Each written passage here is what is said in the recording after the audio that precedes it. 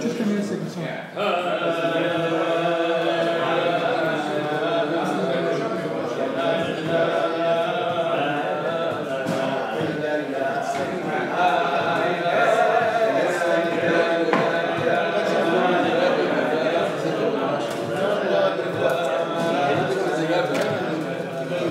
You may not be able to see it.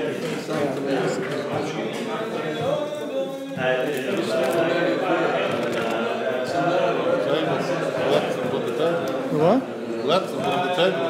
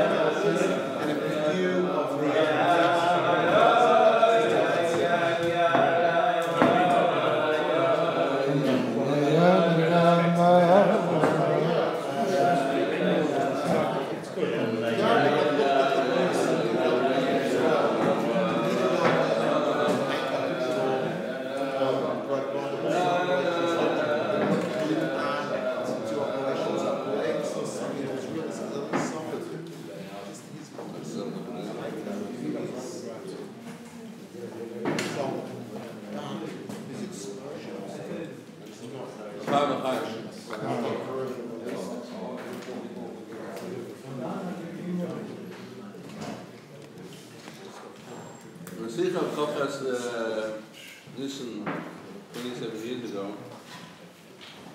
which made waves, as they call it in English, around the world. I didn't hear that hookup, but one of the Bachman woke me up and played the Sikha to me. So I'm giving my own personal impressions. I'm not saying everybody agrees with it or not. So we met afterwards. Most places in the world that people met. It was Friday already, it was Erev Shabbos. For us, it's also this time of the year, the days are shorter. And the way I understood what the Rebbe was saying, that it's possible that a day will pass, another day, another will pass, and Mashiach won't come. And if we ask with the, say, Ad Mosai, because we've been commanded to do so, if we said it with an emes, Mashiach would have come already. It's a good question. Since then, haven't we said it with an emes? Huh? Question I sent out to the public. Since then, we haven't said it with an emes. 27 years ago, we haven't said it with an emes. So the way we had us in the Sefer, so I was saying like this, that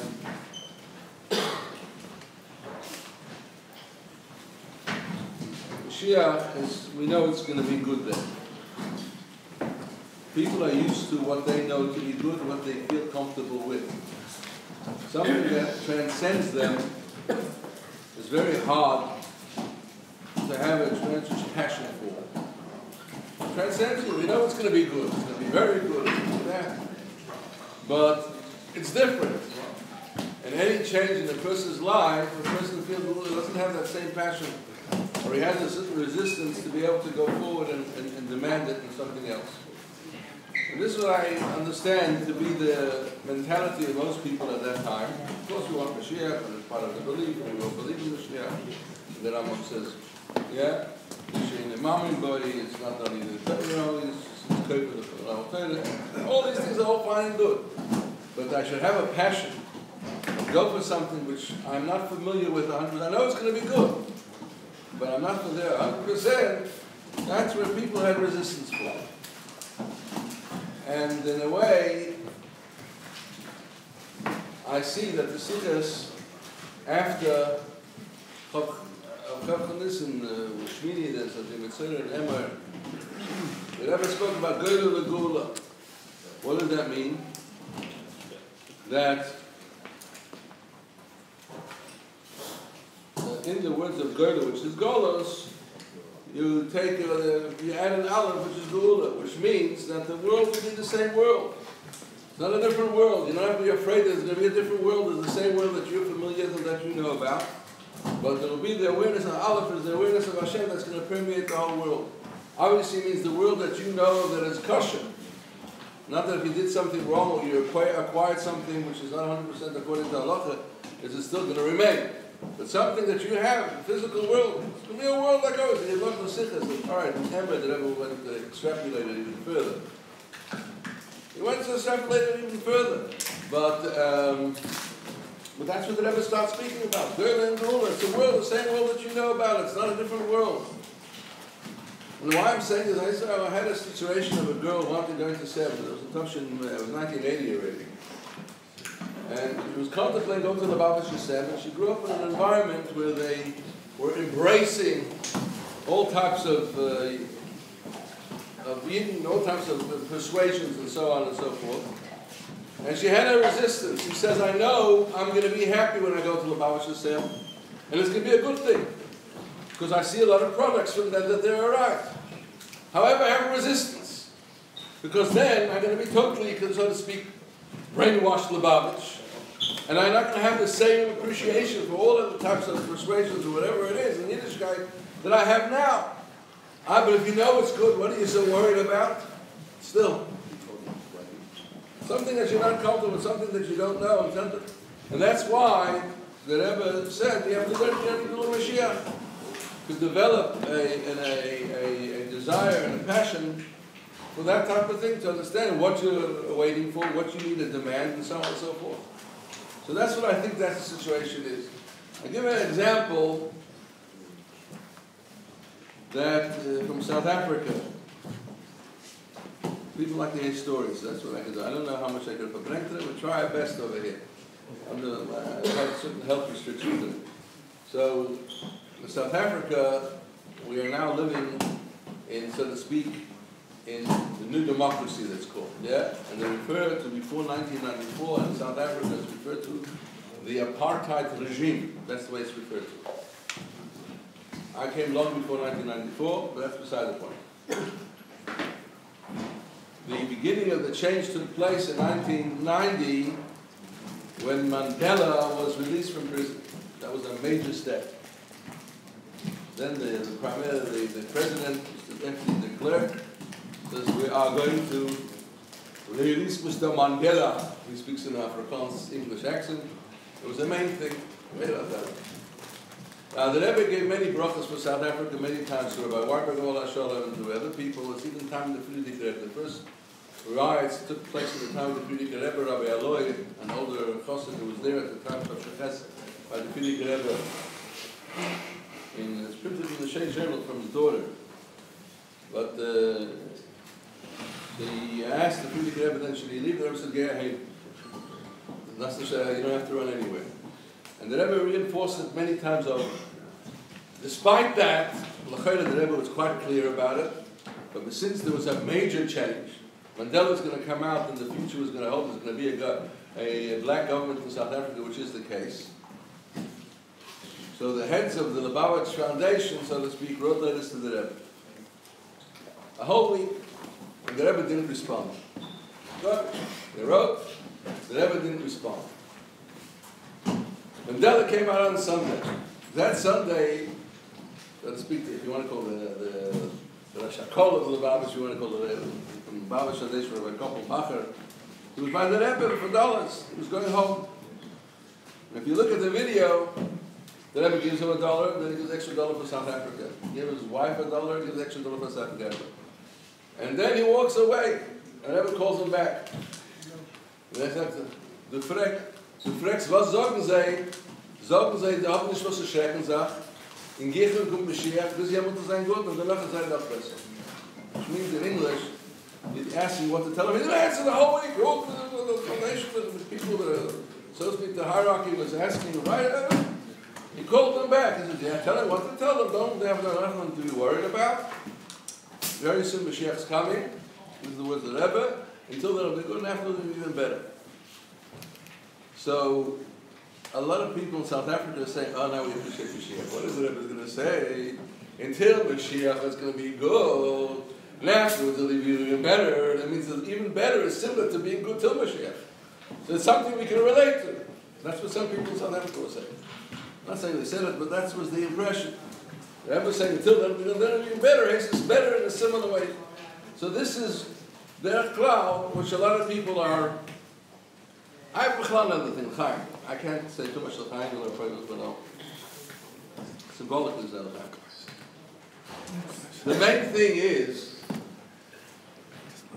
we have every right to ask Mashiach for whatever reason is. Most people ask him. I had a guy who said, Shalom Ber, we need Mashiach. He always had sodas in his life. Mashiach must come. And he's entitled, 100% entitled. My time is that the Rebbe said many times, the Chobel Yisrael HaYo'eb V'Shveisam was the Makas Choshech before Makas B'Chodesh when the Yidden went out of Mitzrayim. That means it should be good for Yidden before Mashiach.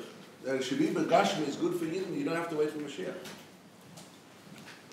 Mashiach is going to be a Yidden Gilei Kus. That's what we were discussing before about the Maimer, about the Tetzaveh, where the Rebbe speaks about that, why would after wanting Mashiach? Because we don't have Gilei Kus in every corner of the world. That's what we're able to Tzavroch, and then we're shattered about it.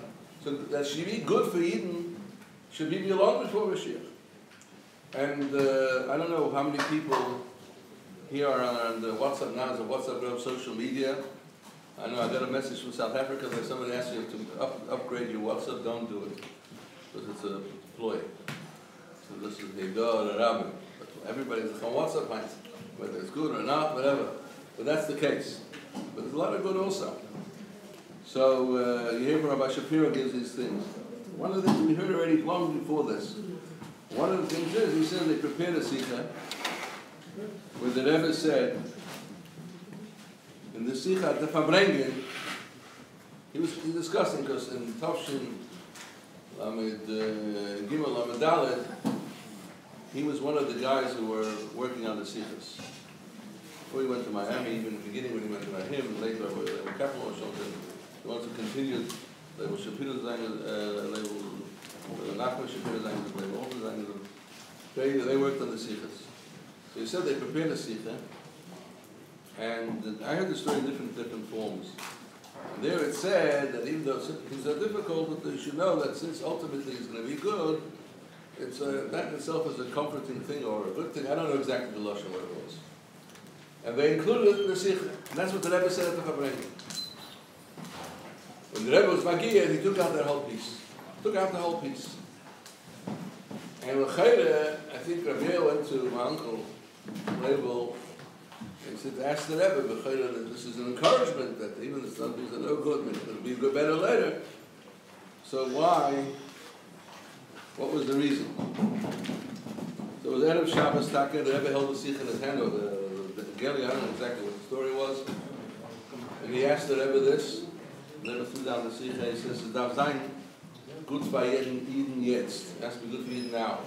That's the exact Rebbe Taka said, but the Rebbe can't wait for later. It has to be good now.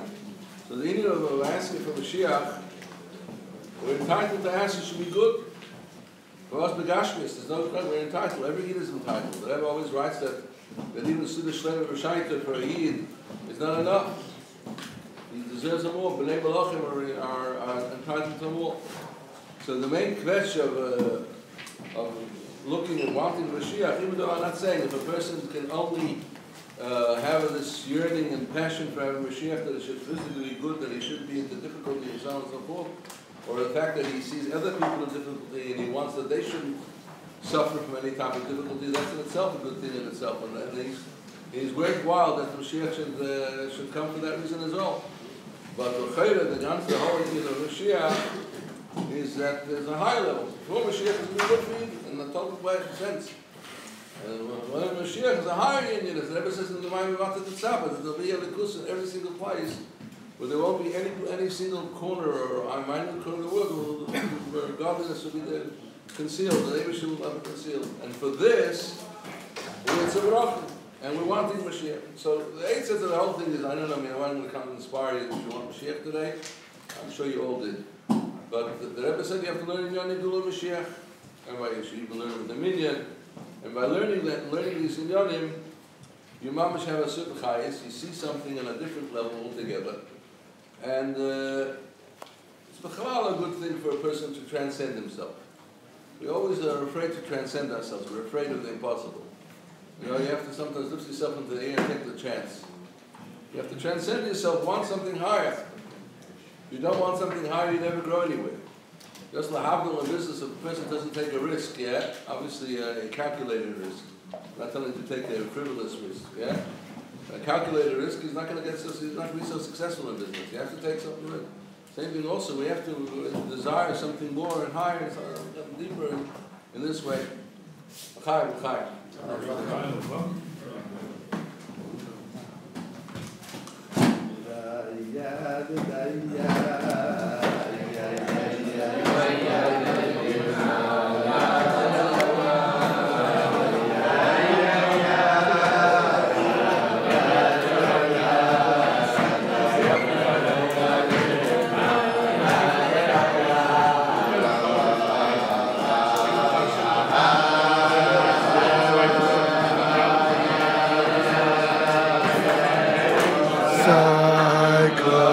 Sai,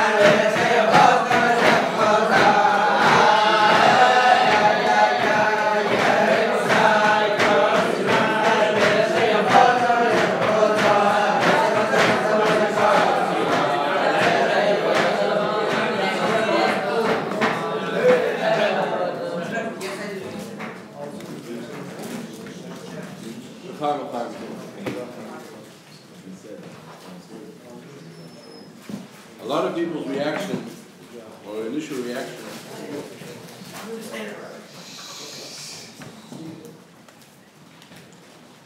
the Rebbe is saying, I'll give it over to you. I do whatever I can. He said even sharper words. Yeah? Than that. You see, none of the Mashiach didn't come, but we're in a girl's pnimi, which the Mashpiyah that we will explain the girl's pnimi. There's a jealous tzoni, which is you have the deal of Mashiach in a manifest way. Jealous pnimi means a person in his real life. His Hashem is restricted. So everybody's reaction was a little bit disappointed. He's going to do it for us. Who else is going to bring Mashiach? But the Rebbe is basically, it's not that the Rebbe is going to stop to do with Mashiach. As the other people went over to the Rebbe, told some people try to be clever and give the Rebbe some advice and so on and so forth. And the Rebbe said, I know what I have to do. I want you, and you all to do. Which basically he's giving us the privilege in a way. He's giving us the privilege that we can be partners in this coming of Mashiach. And the problem has to be. I mean, the Rebbe said in Yud Shvat Toshin Yud Aleph, by the official Kabbalah Tanasiz, the official one, that we should Kushayin Edekeg and Chabuzim and Azay Vaiter, and I'm prepared to help you. You got to work. I mean, Chabad means that the person has to work in himself. He has direction for the Rebbe. Although some Mashpim said that the Rebbe is going to treat us like a Chabad Rebbe, not like a Polish Rebbe. Polish Chassidim is Tzadik B'Manasa Yechaya. That the Rebbe carries everybody, yeah? We were in a fourth state, but that's what the Rebbe said anyhow. You know, the Rebbe doesn't mince words anyhow. So we have to do things, and the Rebbe is giving us a privilege. We can participate. And therefore, each person in his own life should realize that he has a privilege. He has a privilege also to bring in Yom Mashiach.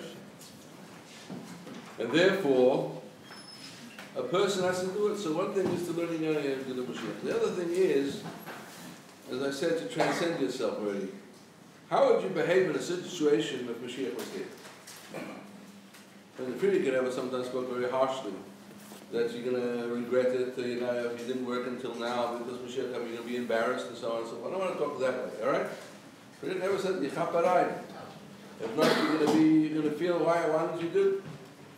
A lot of people nowadays reach the stage of years. 27 years has happened, we tried so much, what's going on? Even he had it written up in the, when you give it out there, like the Chayenu in this country, whatever it's called over there. Yeah? There was an article where they were written up. It's written, it's logic if I can't. It's obviously closer. It's 27 years closer, although it should have been a lot earlier, but it's still 27 years closer. I believe this for the kids, Valkataga made a thing, you're looking for something in a box of paper. You couldn't find it, but you know there's a few places like, it's closer. It's definitely closer. It's not close enough, but it's closer. So there should be a huge chas v'shalom. But a person has to transcend himself. What would I do? What would I think? How would I operate if Mashiach was here? And we're in the times of Mashiach. The Rebbe said that whatever that means, the people can explain. Yeah? But we're in times of Mashiach. So a person has to be in cheshbon. If I want to do this, in Mashiach's time, does this make sense? Does it not make sense? Will it do it? Doesn't make sense? Can I do it? Doesn't it do it? And so on and so forth. This is the type of thing that a person has to have in mind. The fact of the matter is, I have a guy who's a very sincere fellow. I was hoping that the window would be here because I would have to give some little environment of this, but he's not here now. He's on the yeshiva. Whatever. I have a guy who's a Balshuva for Yisrael. And he tried his best, and his kids didn't work out the way he wanted. Sometimes the reverse. He went beyond. And he's very despondent. Don't tell me about Mashiach, he says. The only thing you can say Ad Mosai, and that's all. Later on he changed it, but he learned in Yoni the real Mashiach. But he has a tiny, it says in Ayim Yayim, that if you do this and this, it's good for the kinder and kids' kinder, and so on and so forth. He did this, he says. You want to tell me he didn't do it 100%? You can't live double so. Well, sure, he did. He feels he did the best. Now, Yem Yonah says if you do this, it's good for people. So, to wend Lipske. Auf dem Sachen. Er hat getan. Er hat getan, was sagt Yem Yonah. It's good for Kindskinder. And his kinder, some kinder, had the reverse effect. He tried his best with them, and the mamash went pukvaket. Well, what's the pshat? Yeah, Tish Gitaras, Christus Abayas. That's why we need Mashiach even more.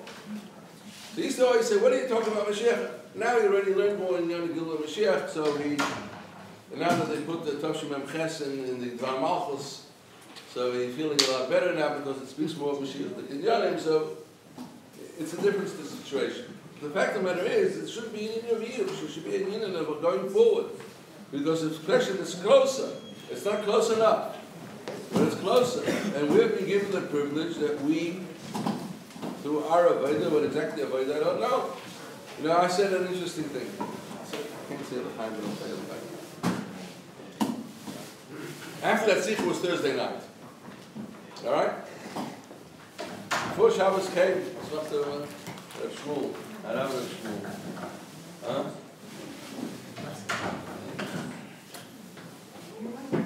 So, it was Thursday night. It was Thursday night. We heard the Sikha Friday already, but us was Friday morning.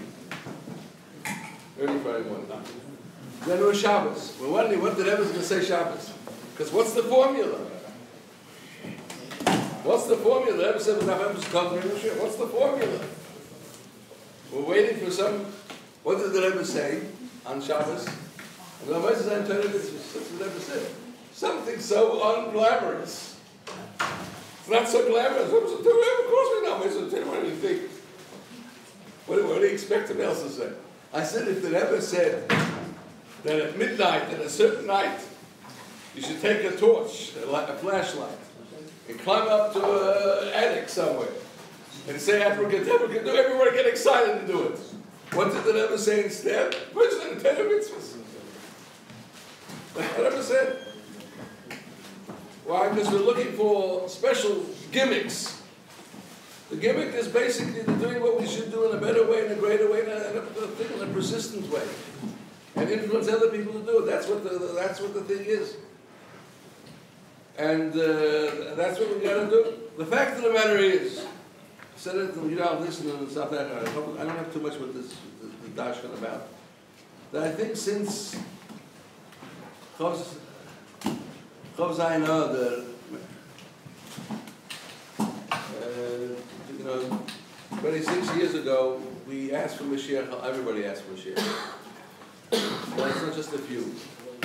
Also on social media came out this thing that a kid went over to the Rebbe by matzah, by lekach.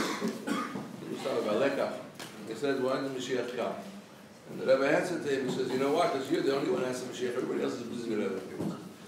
I think by now everybody's asking Mashiach.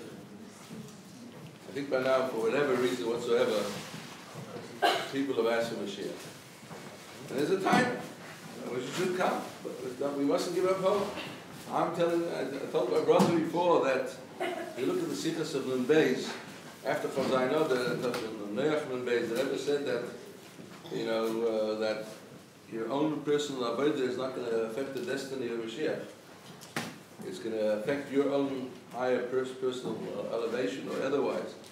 But then Mashiach's going to come in. It's meant to be coming already. It's already the Hechz inside the Rebbe said.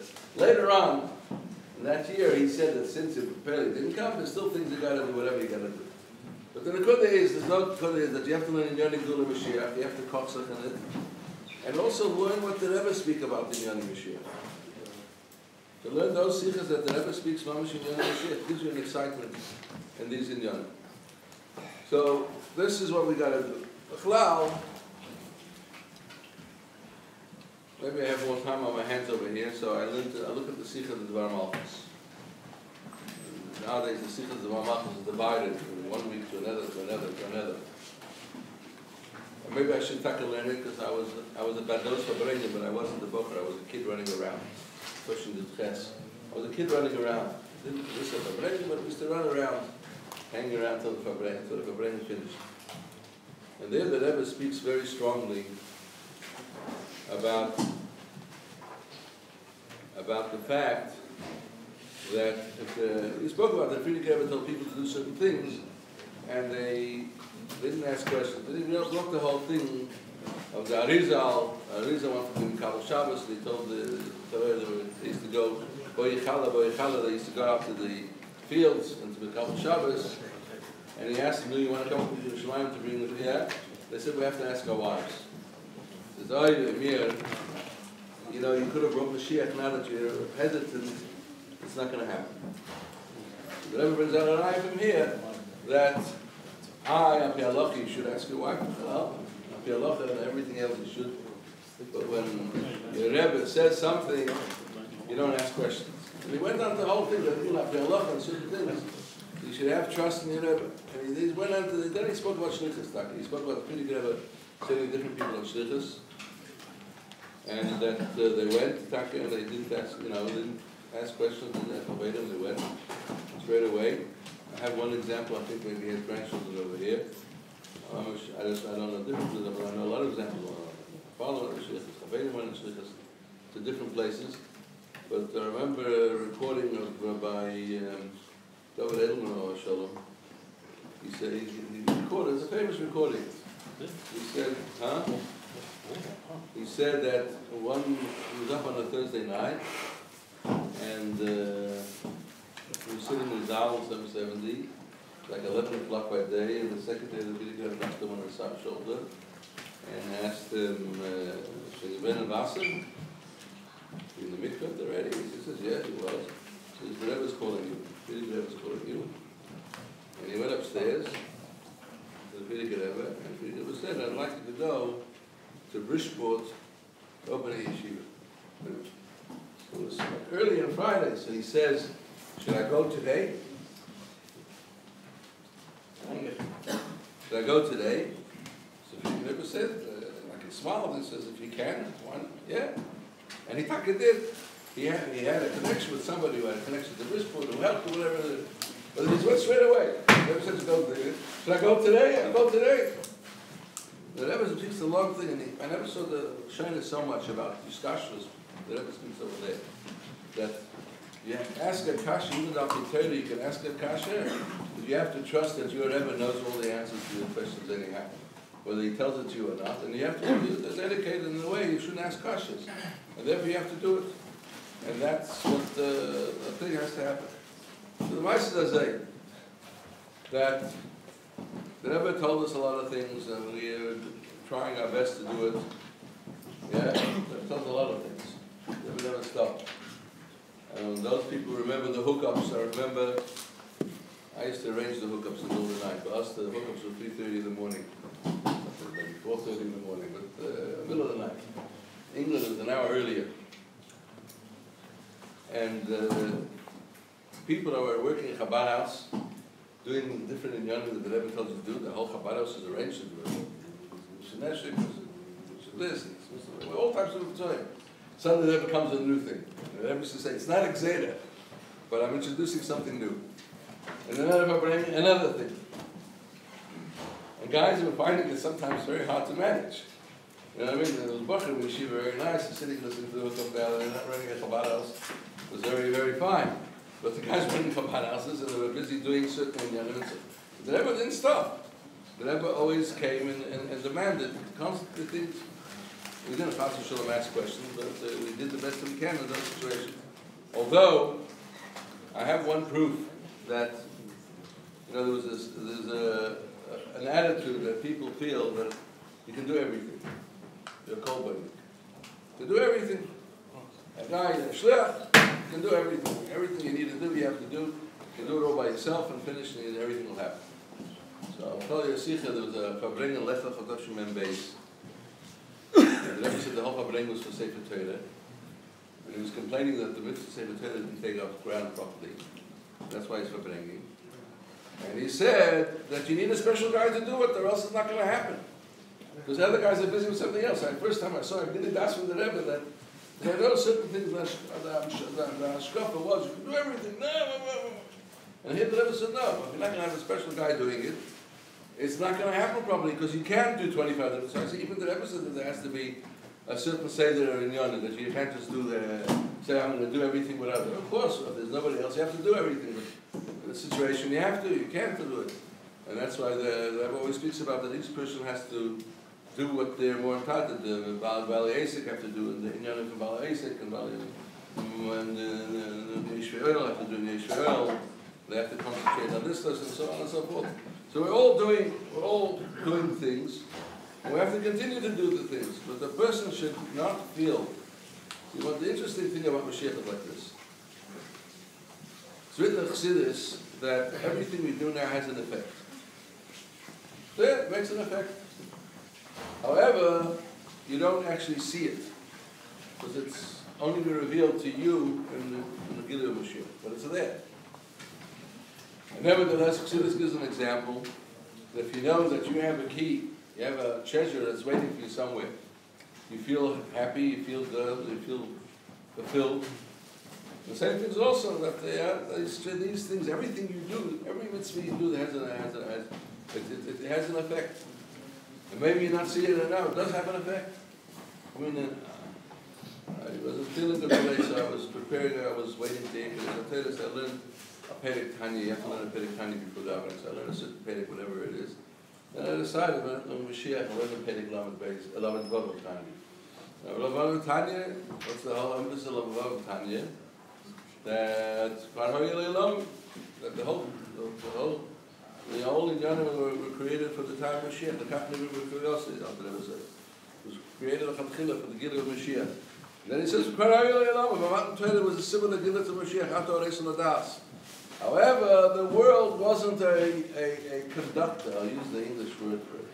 Like you have a conductor. The world wasn't a conductor. It wasn't refined. It was not a conductor for spirituality. Therefore, we had to do mitzvahs. And therefore, after that explains the thing. Now, in Zion, he has told him about his own mitzvahs in light of mitzvahs. Well, what we're doing, we're refining the world to be able to be a conductor to spirituality. So the Mashiach comes, we're the conductors. Everything we do is like doing it. Everything you do, you're refining the world. What is that? And the Rebbe said the Berurim are finished. I have some people who have problems with it because they see certain things that they don't understand. But it doesn't matter. The Rebbe said the Berurim are finished already. That what we're doing is what? The only husband I can say is like this. The Berurim are finished is, I'm offering, I have no poetic license on what I'm saying. I'm offering any people's ideas. But there's one thing is when you're preparing your house for Shabbos, you remove the dirt. You remove the dirt, whatever it is, you move it, and you clean the house. And the other thing is you just don't leave it that way to receive the Shabbos guest or any other prominent guest. You have to go and embellish the house. You have to improve it. You have to do it, and so on and so forth. So the Rebbe says, Kabbalah Mashiach is everything that we do is embellishing the house, embellishing the world. The Berurim of reminder and getting rid of the negative has already happened. What we're doing is embellishing the world. But this is what we are doing. So we mustn't feel in a way that efforts are in vain. Efforts are not in vain. You may not see something, but it's there. You have to trust that everything you do has a tremendous impact. And whether you feel it or not, sometimes you do feel it. Sometimes you see. One thing is that when you do the correct things and you learn and you daven and you behave properly and you influence other people, also not only yourself. The most rewarding type of thing is when you influence somebody else. That's when it's most rewarding. You see somebody else is affected by what you did, what you helped them in some way, is unbelievable. The type of satisfaction that a person gets. But a person has to know that everything you're doing is happening. And this way we are bringing Mashiach in a way. But the Rebbe wants us to do ein action. So there should be oiris kelim the tikkun. That means you mustn't be bananas. But oiris the teva means that the velocity, the intensity of what has to happen has to be intense. And in this way, we should have these galas of Mashiach even sooner than we can even imagine. Should we have to take it in the Yamam?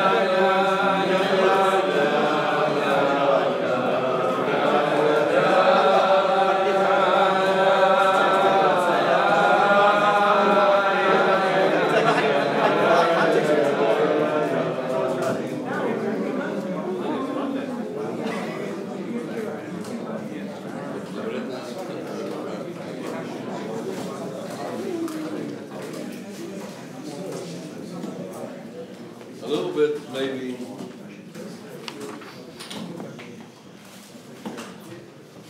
look at the Indian of Mashiach. The Sikha of the Rebbe Chelik of the Sikhas, the whole of the Sikha, well, Yeshivah, that by Matan Torah it says, that was normally heard was seen, normally seen was heard. The Rebbe explains that Rashi only brings Ve'emus HaNishma, but that's separate. The Rebbe explains there,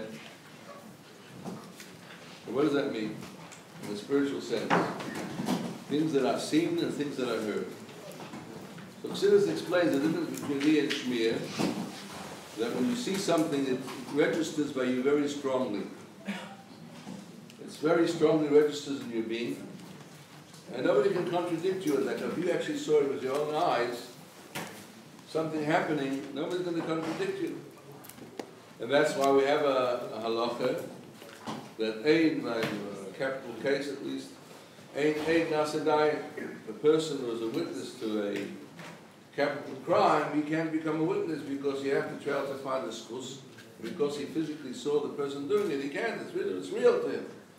However, Nishma, although you interpret sound waves, and so in a way, and more or less correctly, but you can make a mistake, and it's not so deeply rooted in your being. So what does it say about Matan Torah? If you said Matan Torah is Me'ayat, Paroi Le'elam, Matan Torah is Tani Ve'in Lavabo. But the Inyan of Mashiach is Paroi Le'elam. Matan Torah, the Yidden were elevated to such a level that which is normally heard, which is Gashmis, yeah, what does the person relate to? Gashmis is he relates to this really, nobody's seen. And here, a person hasn't done Gashmi. Ruchnis, he knows about it, he learns about it, he understands, he comprehends, whatever it is. The deeper comprehension, the less deeper comprehension, it becomes more set in his being, whatever the case is, but it's basically hearing. Whereas Gashmis is seeing. So Roim is Hanishma, that means that the Gashmis became a real thing, became clearly registered in his being, whereas the Gashmis became less registered. They never didn't put it in Rashi because Rashi is with Ben Chomesh Levikra and then the Shayach to do it. The time of Mashiach is exactly that. That we look at the real world now, you know, everybody says be real, be pragmatic, and don't be in heaven. And that's why a lot of people say, oh yeah, he'll listen to the Mashiach, you know what I mean? This will happen when Mashiach comes because it's a far out thing. But the fact of the matter is that then the inyanim of the kus will be mamish, like will register permanently in the full classical world. And Gashmis won't take the same prominent position that it does. So if a person really, is searching or cleaving, and I'm going to be a little bit frank over here. You know, I was Farbrengen the Bochrim, so maybe I was prepared to be more frank. But here's an elder to see this, so I'm a little bit more hesitant, it doesn't matter. You know, my uncle was once here, the legislation of my father was shown, and they asked him to Farbrengen before Chavav. So, then they told him a few things that Farbrengen is a little bit too much for him. They told him to Farbrengen the Yeshivah also, he had to Farbrengen somewhere else. If Farbrengen the Yeshivah, he threw the book at them basically, as he can, my dear uncle. They ever said, this is a book, this is a book, do this, do that. Oh, Shalomberg, geh nicht weg, that's not even him, right? He was heavy. He decided, I'm going to be heavy with the book, I'm going to lose that altogether, you know what I mean? So I said, you know, you guys are learning Torah. And the mile of learning Torah, the Alter Rebbe says in Tanya Perek Hey, that Yichod Niflo, when a person comprehends the Inyanim of Torah, and he fathoms them, that his intellectual faculties is a Yichod Niflo between the Eibishter and the Yid, it's one. So I said, you want with the Eibishter, yippee-yo! Are you excited? And I don't think everybody responded excitedly. Because the emphasis of Chassidus and Mashiach and everything else is a desire to come closer to the Eibishter. And that's what Tanya, look at the whole of Tanya, basically. The whole of Tanya is basically how you become closer, and how this brings you closer, and so on and so forth. And you are always in it. When I sat here in many years ago, as I said, I lived 48 years ago, I left this place. I came to visit only after 20 years for the first time, but then I came quite often after that. Yeah, more years more recently, I haven't been for 2 years. We used to learn Rav Laser, and he used to tell us, guys, always gesucht so the custom, gesucht etwas Ruchnius. I don't know if that's the common thing. Yeah, young fellas tell me, you're looking for a little bit of Ruchnius. You're excited about getting closer to Almighty God. Is that what's really happening? And you know what? We can all think about it in our own life. Are we looking for that? Yes, we do it. We want to do things correctly. We want our kids to be in the way that we know is correct. And we know it's correct because inherently that's where we grew up also. Maybe we didn't internalize anything straight. We want our kids to follow us in that way. And we're going to explain them also, everything else. But we have this chukka, this yearning, to come closer to the Ebershter, to come closer to the Guz. That's what Mashiach is, according to the Maimon Vatet Tzaveh. Yeah, that the fact that in one remote area where godliness is not revealed, that's why a person is shattered. Because he wants Mashiach, that there should be a revelation of godliness in the most remote part of the world. We don't even know the remote part of the world. The question is, have we developed an appreciation? So you have to learn Chassidus to appreciate it. And the appreciation is, you know, I can't say too much of the time, I'm not well, but for the time. I was there that the first mimer, after I left, I was here for 12 years. And as I said on Yeshivah Shule, a lot of stories or remembrances from the Rebbe in the test, and so on and so forth. But I was here for 12 years straight. And the Bocher already lived from the Tmimim. I came just before Pesach Lamed Aleph, with the second Fus of Shul with them. My parents agreed. That's what he said. And the first mimer I was able to hear, the first Farbrengen was the mimer, was Yiralach Nissan Tovshin Lamed Aleph. It was a short Farbrengen, there was a mimer, Yeshivah Shule. It's a very famous mimer by now, a very sadistic mimer, which was Anon Nosif Malka. Then there was a short sikha that the Kriyas was the same as this year, that there's an uninterrupted days of Chalamoid, there's no Shabbos Chalamoid, and then he spoke on Yeshivah Shule, and you should come to the word Chachamim Torah, you should learn Torah. What's the essence of the mimer of Yom HaShiyah? The essence of that mimer is the medrash, yeah, that the person saw all the dignitaries of the king who have a high, of a high position and hierarchy of the king, yeah, dukas and armelachin and so on, different positions of ministers of the king who are, on their own right, are very important people, and they can really give you a lot of benefit. And therefore, they said, this guy says, I'm going to be close to this guy, this minister, the other guy said, I'm going to be close to this minister. And there's one chacham echad, one wise person who said, I don't know Siv Malka. I am going to take the king himself. The kulam is chal from Malka Lemistah.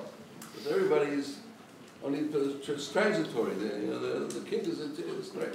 And the Rebbe goes on to a whole explanation that a lot of people wanted to, so to speak, get benefit from the Kechava Mazolas, because we know Ein Esav, Ein Esav Godel Mata, Mazal Makbei Ma'imele Gedal, that everything's influenced by the constellations one way or the other, and they're the source of physical influence and so on. And the person says, I want physical influence, so I'm prepared to take the secondary ministers and so on. But that's not the clever guy. The clever guy is Anon Nosif Malka. Why? Because the essence, the true reality of the world, that's what you learn when you listen to this, that the true reality of the world is Olikus. There's no true reality. It's not a true thing. It's not true. It's there. The world is not a Chizas Yinayim. It's not a what's the English word for it? Nothing a mirage. As it says, Bereshis Bora Lakim, even though you learn Shar Yichud Ve'amunah, which we learned just before Shavuos, that everyone's pointed out. Before Shavuos, it's not learning Shar Yichud Ve'amunah. It says that either this Rishus L'Ayin Nirois You had the person, you see how everything is dependent on the existence of the Eibusher every moment. But it doesn't mean it doesn't exist. It doesn't have an independent existence. Its dependent existence is constantly dependent on the Eibusher. And the Rambam says it in the first two halachas of Rambam, clearly he says it. But the fact of the matter is that that is the true reality, that's the true good, and we have to work on ourselves together. That's the only way it's going to work.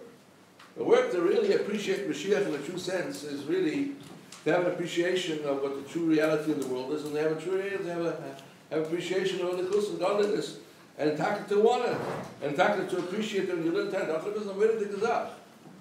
That yichud nifla. Even Gimel speaks about Tanya, even later on in the Kesher. You got to say, okay, she also speaks the Ma'ila Limit Torah. And basically, the Rebbe in later years was emphasizing that Limit Torah is what the thing is we call quiet for. There's a story, somebody was a young kid, was not in school, the Rebbe asked him, what are you doing? It was before Pesach, a few days before Pesach, he didn't tell him to help his mother. Told him to learn Torah. I think he would mind if he'd helped his mother, don't get me wrong. But I saw other guys bochering. I mean, the Rebbe said a Sikha Erev Pesach once. Erev Pesach, we daven fast Erev Pesach. My father said the Fridi could ever daven very fast Erev Pesach. You don't say, you don't say. So how much happens is a big difference. For us, there was a yekir. Yeah? The first Fruma Kehila was a Dashi Shul. People came for Frankfurt to mine. So there used to be guys, one guy we called TikTok because he could set your clock by him. So he said, today I'll be late because we're saying Talam Water. Stacy told his wife, I'm coming late because we're saying Talam Water. How much of the difference with the saying that fast? We're talking to learn Torah. But the fact of the matter is, the only way to appreciate Torah is when you appreciate you're connected to the Eibusher. The whole person of Mashiach is that you know that there's something, the true reality of the world, is alikus. It's not easy, because that's not what we feel. Yeah? Sidiyas HaMetzias not Masagas HaMahuz B'derech Lav. Yeah? Even by learning Chassidus, it says Chassidus is not really the Sidiyas HaMetzias in alikus. I'm speaking technical language, whatever. You have to understand it comes by understanding and all, but you have to understand that even Masagas HaMahuz is also a big thing. So the first step is to have an appreciation of what is a real good thing in life. And therefore, yes, yippee-yo. You have the skills to learn Torah, yippee-yo. Not you're learning Torah because you want to steig. There's a book called now Steiging. And because not everybody knows what steiging means, it says shashgesh, which is a Hebrew translation of steiging. Oh, no, how can I help you? I have to steig myself. The whole thing is to do it. You have to steig, not because of your own gaiva. You have to learn, because you have to learn the Eibusher's Torah. You have to learn the Eibusher's Torah, not because you want to have a thing. According to the Rebbe, according to Chassidus, you learn for not L'Shem Shamayim, it's not such a heavy thing. It's heavy things in life. Even tiny demands very heavy. What is today's Hayom Yom? You have a time of Gashmis to it. We're not, I don't know if we're in the Mamash at that level yet, you know what I mean? The question is, why are they telling to us? Why are they telling us that it's not good to have a physical taste and appreciation of things when it's not within our realm so easily to do? Because sometimes you have to do things that are higher and something to strive for. And I say, I'm going to do it. I'm not going to say, I'm going to be able to do that. Yeah? But the main thing is that to take the energy that you derive from it, even enjoying it, and to elevate in Kedusha. So the Chayla and the Kudus is to feel a desire to come closer to the Eibusher. And that only means the Gilui of Mashiach, because that's what the legal Pen Hashem are all called Bosa. The Bosa Agashmi is going to see the Kus. And after the Bosa Agashmi is going to see the Kus. And that's the way to really appreciate it. That's the way to work on yourself, to get out of your Golos Prati, as the Rebbe says. And to do it is to have an appreciation. And it's very nice for me to speak. I'm not saying I have that same appreciation. Maybe because of my upbringing, I have it maybe latently. I wouldn't even say it's Avim Soteris or whatever. It's a type of a hergel, whatever the case is. But the thing is, you should develop it. You know, you told me a story, you know, that Rav Nissan once asked somebody to, Rav Nissan Neman was a Shpia in France, in Rouen. Let's tell somebody to Chazal Maimer, and he didn't give him time to prepare. He said, what do you mean? Why don't you give me time to prepare? He said, was to get out in time? You have to think of it. So it's like you have to take a mimer and learn it. You have to take a mimer and understand it and make it real. I mentioned Shri Thomas. Last time I was here, I was at my niece's wedding, whose grandfather was a man, Reb Mendel Lechter. He was Farbrengen. I don't know whose house it was, across the street over there, diagonally across the street. What's Street, yeah. So he was Farbrengen. So he was saying that when you learn Chassidus, you have to make it real to you. It's not something remote.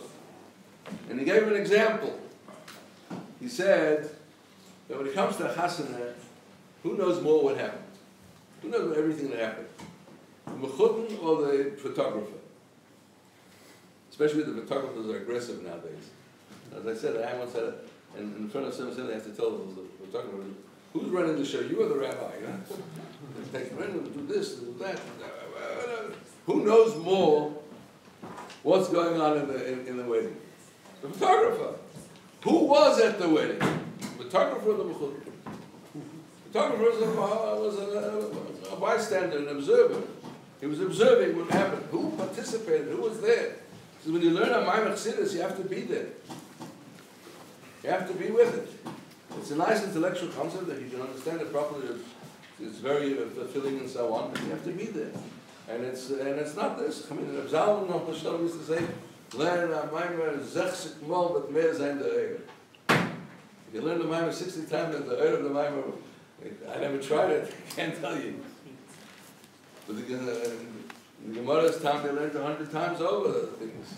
And after the 101 was the biggest challenge, right? For us, maybe if you learn it 5 times is the biggest challenge, like 101 once upon a time. So I don't know what it means Meir and the Eir 150 times, but that's the way it was.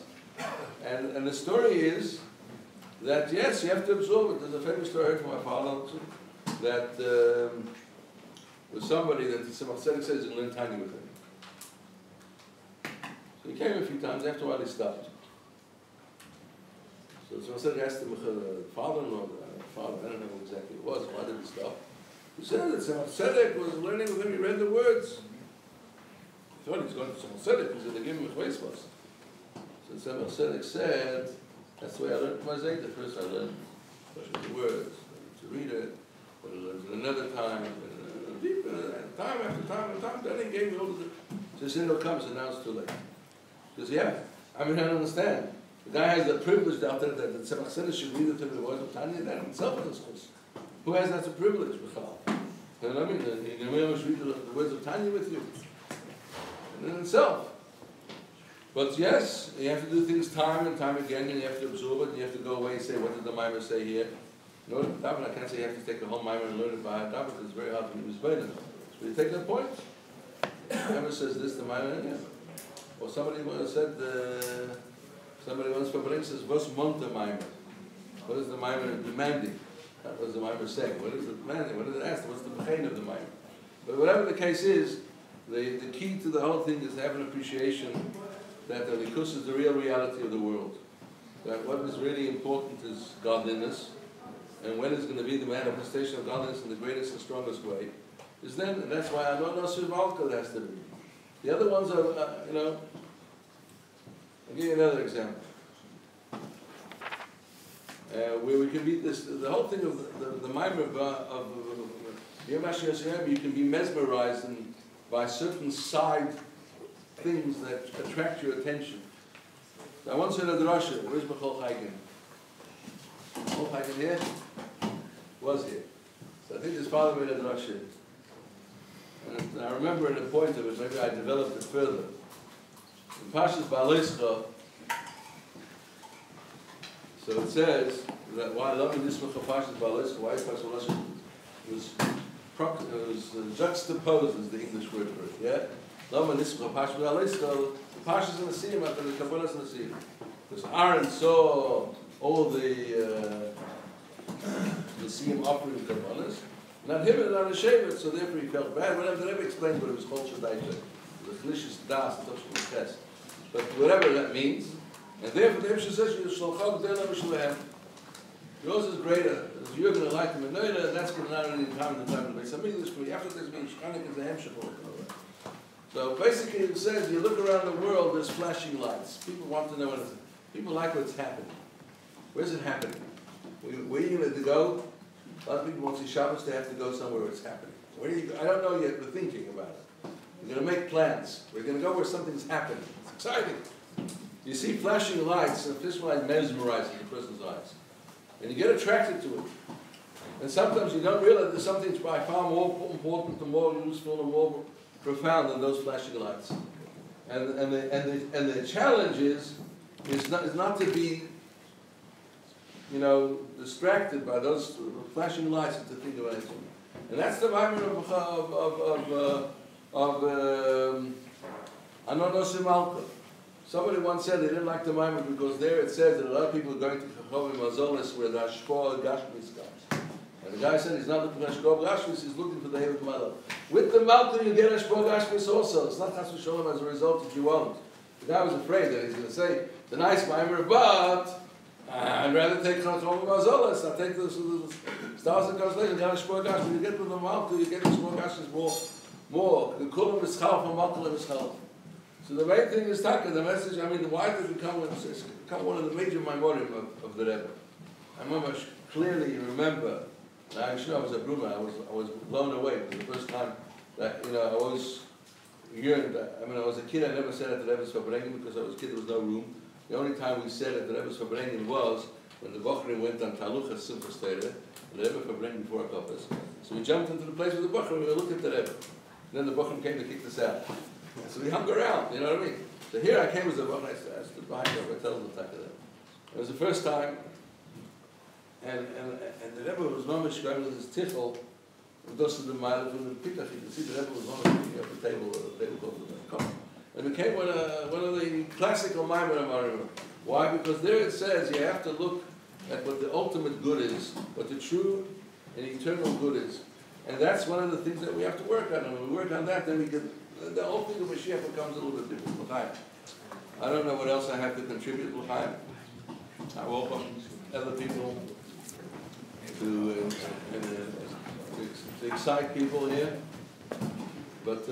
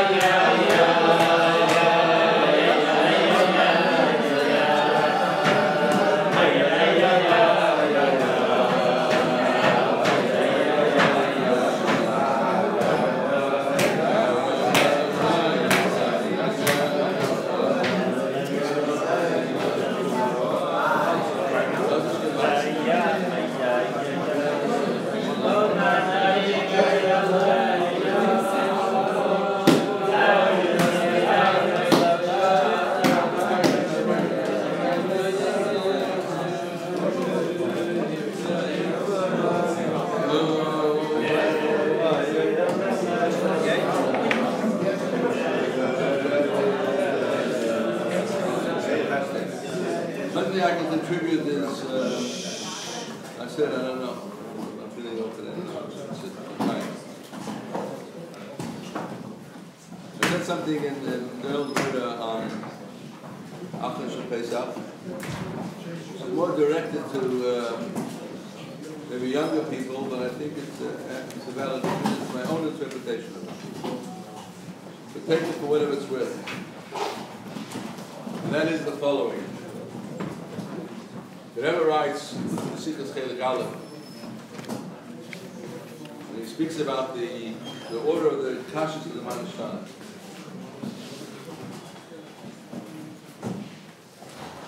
And he says that if you look at it at face value, the order doesn't seem to be correct, because people talk about importance. Matzah nowadays with the Reisim order, with the Rabbanon, and the reclining shows a sign of freedom, a symbol of freedom which one has experienced in Seder night, and dipping is just a custom. So why is that? Even if the way the child sees, the child, the main dipping is by Charesh or Moran Charesh, not the first dipping so much, but he sees reclining first. So why is this order that you take this custom, the Indian of the hugging first? So the Rebbe says, the customs are something that's noticed very much. That's what it means. I don't understand why. If a guy makes Kiddush, the father makes Kiddush, you also see it. The child sees the Kiddush as well. The child eats matzah, the child puts on talis and tefillin, the child sees it also. Why not have many? So, my take on this is, if you look at the whole Sikh of the Rebbe, the way he presents it, he says there that if a child is not educated in a way that he's different than everybody around him, he's going to lack the kedusha of Torah mitzvahs, and even if he does Torah mitzvahs, he'll be without kedusha, and later on he may not. And then later on, he says a little bit of a stage later of the Sikha, that he has to know that the child is different than everybody else, and he chose it. What's that going to do with Minhagim? The way I understand it is, Minhagim is something which is not an obligation. A person can be Shomer Mitzvot, or Shabbat Shomer Mitzvot, that's the requirement you need to be a Mashgiach in different places, or certain other things, yeah? In Shabbat, the rabbi has to write in the Shomer Mitzvot, whatever. You can do the ritual, and you do it religiously. But there the Rebbe says that in the introduction to the Sikha, that people say, when it comes to the Raisa, you have to go all out. The Rabbanon, you also have to do it. When it comes to custom, if you're able to manage to influence people doing it good, and if not, then that's what the Rebbe introduced in the Sikha there. Well, I'm looking at it, it's not an obligation.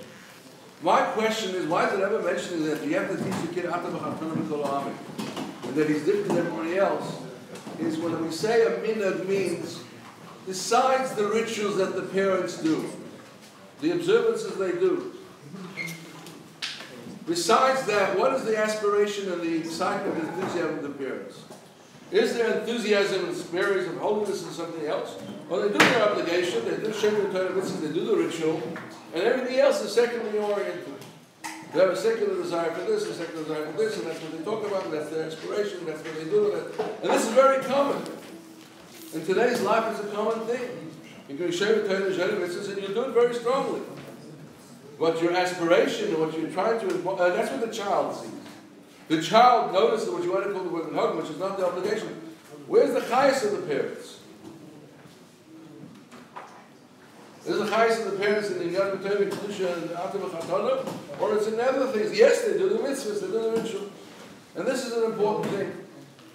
However, in today's generation, to import your values and your enthusiasm for Torah mitzvahs, you have to do it cleverly. You can't impose it upon people. Today, this is another thing that you have to embrace. Yeah? You have to embrace people. You can't impose it. You have to embrace the child. You have to spend time with him. You have to relate to him. It can't be that you're dictating from one. Once upon a time, there was a different shade also. The people there was told many times, older, when you become older, you understand. The famous story of the pastor that he got from his father, he wanted to get a bracha. Yeah? He says, what your father tells you have to do, finish. That's it. But in today's day and age, you have to embrace your child. You have to relate to him. And even if he's not going in the way that you really want him, you still have to not only love him, but embrace him and interact with him. Well, what the child is going to notice, where is the headspace or mindset? I don't know which words they use over here. South Africa, they use both. They use my headspace, and here in America, they use mindset. Where is the mindset of the kid, of the parent? Where are they? What are they inspiring? What are they looking for? What are they, trying to advocate for the child, and so on and so forth? And this is a very important thing, that we have to impart values and things that we want the child to aspire to be. And, maybe in different circles where their aspiration to become a godly is something that motivates them. In Chabad, they're not the aspiration to become godly. And an aspiration to become Chassidish Yidden is an aspiration that the parents would want, but it's not like in different circles where, you can become a godly. We had a guy by us, we unfortunately, in an accident many years ago. And he said he had a dilemma. He's a literature guy, he was. He said in his family, there was somebody who was attracted to business and was mesmerized by the whole, many years ago, 20 odd years ago, whatever, more than that. Yeah, mesmerized by business. And he comes from the literature mishpacha. So the family was disturbed. They didn't know what to do, so they asked this big Yeshivah he should try to take her. So he told us, he proudly told us this. I went over to him and said like this, tell me, is there any chance in the world that you're going to become the vision said ever? No way! You're not in the family, nothing else. So what are you looking for? But a gadol or a yeshiva, you could all become. That you can become. And I say, the sign isn't if I don't become a Rosh Yeshiva or gadol, and I want to have a Yiddish Shema and I become a Vishnu Sachasa, what's so terrible? No, I'm a gadol.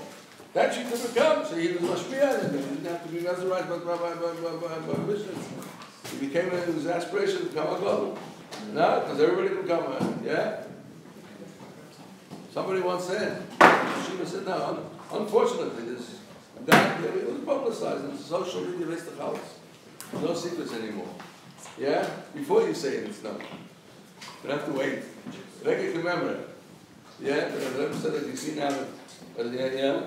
I and Rebbe, Shimas, the whole thing is Rege remember that, what was I saying? I'm not very well, I'm going to say. No, he said, you got to come to Doyle. Don't do your pure. He said the Yiddish. You have to realize that they learned Kedem from us. We don't call it, they don't want to call it Kedem because we want to call it person Rocha, because the Rambam should say, yeah? They learned it from us. Once upon a time I was speaking to people over here. What do you mean? You have shakas to the Doyle? We have no shakas to the Friar. Now, they learn to, anyone you couldn't beat them, you joined us. Yeah? Don't do it, you have to come to Doyle. You said, openly, this is here. Come to Doyle. Also, what's going to be? The world's going to have the Doyle. The world's going to, yeah? We don't have that aspiration, you know what I mean? Come to see the Shia, yeah? But the fact of the matter is that, yes, we have an aspiration as a common to be true to our community. And that's what we should do. So that's what I'm saying. That's what I think what the Rebbe is saying here is that the child sees what the parent is aspiring to do, and we have to see that we have to show this inspiration. And sometimes you can't ram it down their throats. You know, we're in a situation where children are not so shy, and you have to do it in a way, at least to show that they should respect you at least.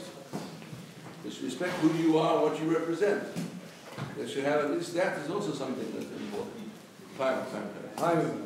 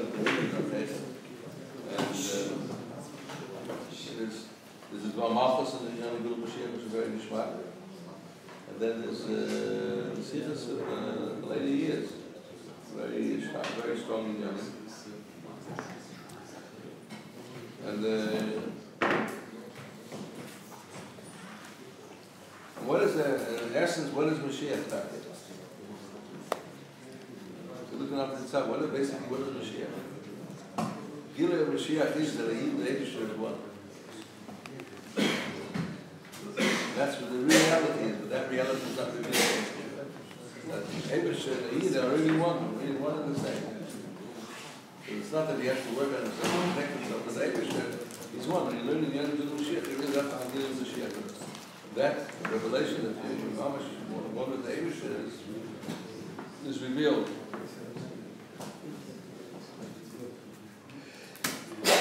I just learned the Sikha. I looked at the Sikha from living with the Rebbe. The Rebbe speaks there something about somebody wanted to argue with the Rebbe about drinking more than 4 times a time. That you need more. This is why mashki comes from wheat. You need a piece of bread, right? Sometimes you need l'chaim, but only according to what you need. But he explains the main reason you should eat l'chaim is that it says mashkin sabeim v'nei shchita. If you give to drink a behem before the shchita, then it takes away the sichas, the adhesions to the lungs. The Rebbe explains what's the function of a lung. The function of a lung is breathing in and breathing out. Breathing in, you have a doctor say, breathe in and breathe out, breathe in and breathe out, breathe in and breathe out. That's the function of a lung. What does it mean in spiritual avodah? Spiritual avodah, in and out, is Ratzon Yeshuvah. This week's Parsha, Parsha Shmini, it speaks about Nadav Avihu, the passing of Nadav Avihu. And Chassidus explains what was the whole passing of Nadav Avihu. They had a Ratzon Yeshuvah. They had a Ratzon Yeshuvah, which means they had an attraction to the Likus. They wanted to inspire to the Likus. But the whole purpose is to do the shlichus down here. But you need both.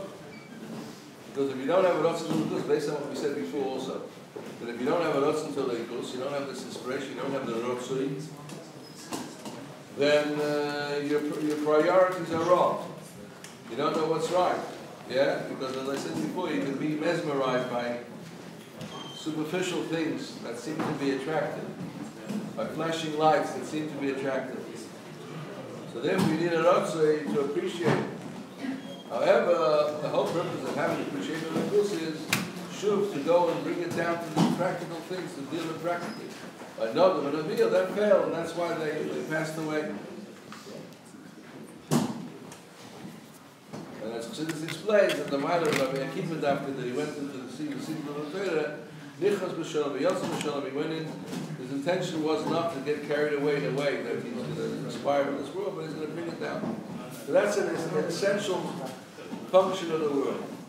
And sircha is when that function is inhibited a little bit. That's what Rebbe says, that's it. Social base. And therefore, so the only reason that say l'chaim, he makes it very clear that you shouldn't do it because it tastes good. Rabbi Kana, those used to say, "What clip? The bit of drop, what clip?" Like the bit of drop. Some people like the bit of drop. I've seen a tendency, which I don't understand, of young people, in addition to what they call we call it the Haftarah Club, we call it the Kiddush Club. You have that in Australia? I got I like it. Somebody wants to tell me, huh? Basically, yes, nothing to help us on for the life. The help them is the life. You know, they have it. Oh, some people drink and find it down in the nation. Wait a minute. They do it, they give it and they go after they really got it. It's only a minute, it's not hacker. The Chiv to listen to Haftarah also. It's only a minute, it's not hacker. But, you know, they like the mashka, I don't understand. They drink, some guys drink before davening. What are you drinking before davening for? What's the other guy doing? Drinking before davening. The Rebbe said you shouldn't do it because you like it. But at the same time, the reason you do it is to take over Sikha. What is the Sikha? It means that your Ratzon Yeshuvah is not working too well. The desire for the Kus and bringing it down practically. You know, the story of Ratzon Yeshuvah is a shliach going to the Rebbe, yeah? A shliach has to have an inspiration to be by the Rebbe. However, the kavanah is to be in this place of shlichus. So if so, then he should think about being in the place of shidduch. Why have aspiration to be the Rebbe? Because the only way he'll fulfill his shidduch properly when he has the cheshik to be by the Rebbe. Then he'll see his priorities right. So the Rebbe says, when do you take mashke? He said, if they have to remove a sircha, that means you do it and a little bit. I always use the word to anesthetize the nefesh habahamis. You want to Farbrengen, you want to demand something from somebody, you want to inspire somebody, you want somebody to get raised, yeah? Because now guys, they say, woo! Hullet. I don't like this thing. We say, hullet. In Yiddish, the word hullet is not the most, it's a little bit unruly. Yeah? I maybe this when it comes from the Hatzur, but hullet is always not, sitting with them, is gehullet. You know what I'm saying? Yeah, the guy said, woo! You can't say anything to them. They're busy high. Well, take mashke for a purpose. At least it's not Shabamas. And then when a person Farbrengens, then it works better. That's what you take mashke for. Yeah? Sometimes you need a little bit for yourself to also to go beyond yourself. Yeah? But there's a kavanah and riflis. It's not because it tastes good or it's exciting. Some places used to come to Chassidische. It's become a epidemic in some places by young people. They're drinking a lot of things just for the sake of drinking. What's the point of sake of drinking? You have to drink for a purpose. You drink for a purpose, it's not a different story, then it's different. And that's the difference between Klippa and Kedusha. Because Shikurim we have by Goyim. A chassid is not a shikha chas v'sholem. A chassid is a chassid. He does it for a purpose. And then the Rebbe says that the whole thing is mashka rebbeus. A sircha means, he explains it, that the whole function of the day is to go up and down. This is Rotz and the Shuv. And if the Rotz and the Shuv is not working properly, you take l'chaim. And then you take a need mashka according to the limitations that the Torah grants out. A lot of people feel that they're cleverer than the Rebbe. The Rebbe says to take 4 times, and they're clever, and they're more chassidish. You know, be clever than the Rebbe. It doesn't pay. It doesn't end out very good. Chaim.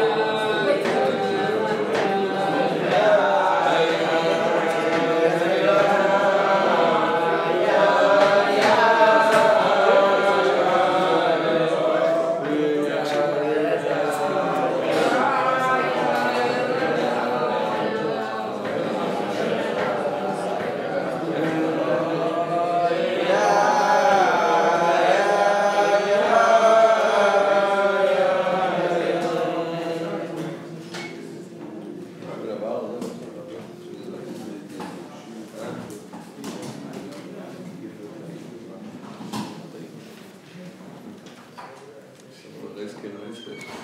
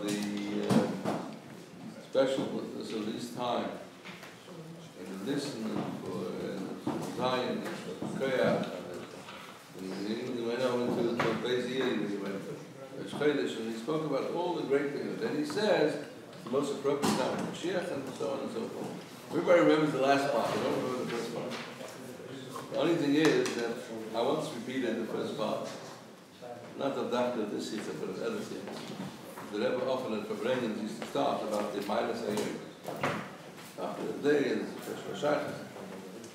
So I was told by somebody, in Farbrengen here, you're boring the crowd. People want excitement.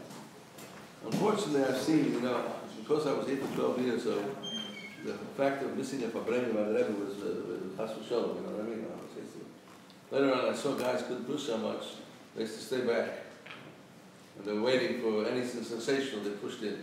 Which, you know what I mean with that? When you have a Farbrengen, the difference is sensational, not sensational, what's the difference? The Rebbe used to complain, guys didn't want to listen to these things, and they want to hear the Inyanim Torah, Inyanim Shirashi, and Chassidus, and so on and so forth. But that's what people do. The fact that the Rebbe says these things are real. The Rebbe doesn't make up. These are special days. These are appropriate times. And these are special. Yemei Schus. And Yemei Kagorov. These are special times. It's Koach Zion. This is and then it's Koach, and then it's Yeshivah Shule, and it's, as the Rebbe says, 3 days go straight into Ear for 3 days of Kedusha, Shabbos, 2 days of Yeshivah. And then the Rebbe speaks the whole mile of Ear, that every day there's a mitzvah, that the day itself is a mitzvah, which is unique. You know what I mean? The Rebbe always finds a positive aspect of every day. That every day, you know, everyone looks at, it's Yeshivah, we know how to do this, we know how to do that. The Rebbe looks at the mile, that after this is the day when the day itself is a mitzvah, counting the day itself is a mitzvah itself. And where he said that the whole month of Nissan you don't have it a whole month, in Ear, Sivan you don't have it a whole month, but Ear you have it a whole month. It's not a mile. So we should maybe put on the glasses of the Rebbe to look at things in the Rebbe's perspective. Look the way the Rebbe looks at it. Maybe it may sound a little bit maybe not so exciting, but you know, we have to look at the real things in life. How much look at that? We got the whole the next the Harichas and the Sikh, I see. They ever started off that this day is coming from Zion and from Ches and Shkodesh and coming into base here. And so on and so forth. So all like a one big hemshech, and these are special days. And these are times that have a certain potential. A day itself has a potential. You know what I mean? Bachsidim, I heard it from his father, they used to go through hell in Russia, and they gave it the partner, they used to Farbrengen the whole night, because that gave them prayer. They could Farbrengen any night. But the Yom of the partner has a certain prayer. How can you not Farbrengen on a special night? I remember about that. There's a story here by Dr. Goldschmidt, who was in Tel Aviv. He was sitting Farbrengen, he was Chaim. Nobody wanted to participate with him. They wanted him to, whatever. He got a little bit upset with this, so he was about to walk out. He was walking out already. And then he thinks to himself, I do bist house. Mashkindo. Who gazed him? You hear the word bist house? What do you mean? The day itself says something. It's not just a day you can go by. It's a day.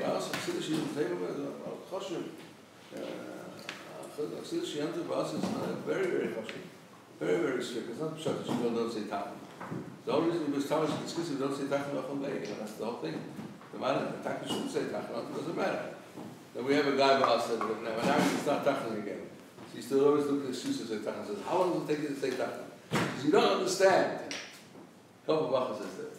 Because the Rebbe says that even if you don't say tachon, it's it's happening anyhow, whatever a tachon has to accomplish. So I'd rather the Yeshivah doesn't deny it. Yeshivah doesn't better than me. Says tachon is better than me. But if he's discussing it was only the day you don't say tachon. Achavei. Discussing it was the day, he was Thomas in the day. The Rebbe was once Farbrengen and the Chav Zion and Mem Zion. It was sharp. In Achdus and Abbas Yisrael, very heavy time. And the Rebbe was speaking sharply. In the minute he says, it's Yubes Thomas. And not only is it just Thomas, this year Yubes Thomas is greater than last year than the previous year than every year. Because the Rebbe looked at this Mali Bakedesh, there's no standing still. Everything is a high level. But not in this, when you have to be dealing with. So it sounds very, very hypothetical. It's not hypothetical. The Rebbe just says if you just try to work on it, the Rebbe just says that you can do it.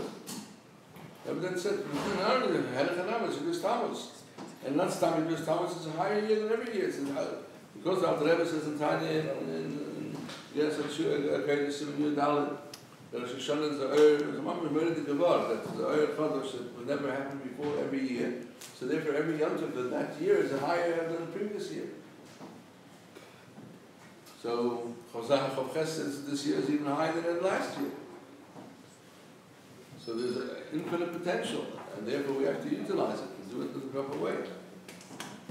One thing is maybe to learn that sikha by yourself, one thing to learn a little tikkun achlota, not tomorrow. Tomorrow is certainly a day that you should take a Yoni B'lu Mashiach, Svarim about it, that we did. And then there's the Vam Wachas, that there was a whole alichas, and there's Mamish Shmak Azach, very, very, very exciting things in it, because we Mamish should learn it Yonim deeply, you have a deeper understanding, a different perspective of the whole thing. But religious people in Goyla Lagula, they're very Gishmak Shtiklach also. Very Gishmak Shtiklach. Maybe tomorrow, that's an achlot the person should do. Should talk and do it. Or else, whoever said to do something, you have akshonim who are going to do it. You have to take it in, take a safe, learn it. Learn it from Jerusalem, do it better, whatever it is, and do it. All right. Switch it on, switch it on.